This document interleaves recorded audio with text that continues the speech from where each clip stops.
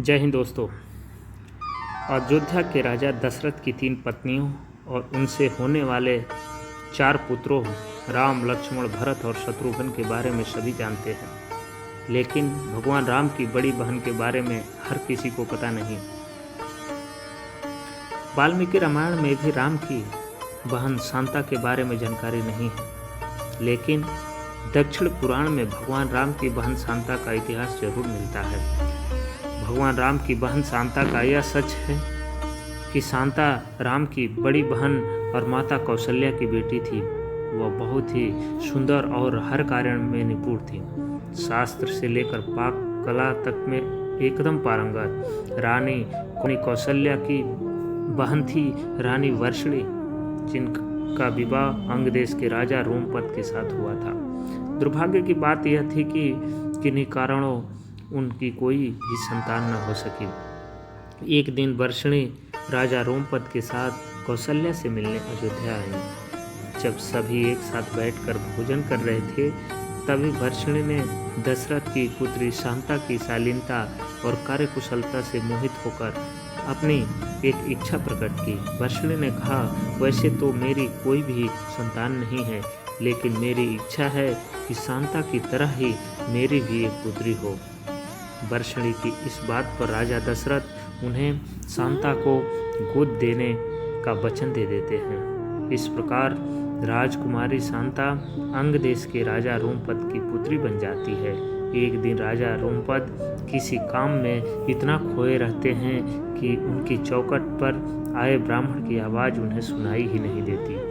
फलस्वरूप ब्राह्मण को खाली हाथ वापस लौटना पड़ता है। देवराज इंद्र को राजा रोमपद द्वारा किया गया ब्राह्मण का यह अपमान जरा भी रास नहीं आता। वह अंग देश में वर्षा न करने का निश्चय कर लेते हैं। ऐसे में बिना वर्षा अंग देश में सूखा पड़ जाता है। इस वजह से अकाल की स्थिति पैदा हो जाती है। इस समस्या से उबरने के लिए राजा रोमपद ऋषि श्रृंग के पास जाते हैं और उनसे इस समस्या का उपाय पूछते हैं। ऋषि राजा को यज्ञ कराने की सलाह देते हैं, जिससे रूठे इंद्रदेव को मनाया जा सके। राजा रोमपद ऐसा ही करते हैं और यज्ञ के बाद अंग देश में पुनः वर्षा होती है।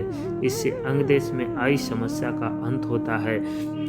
ऋषि श्रृंग से प्रसन्न होकर राजा रोमपद उनसे अपनी पुत्री शांता का विवाह करा देते हैं।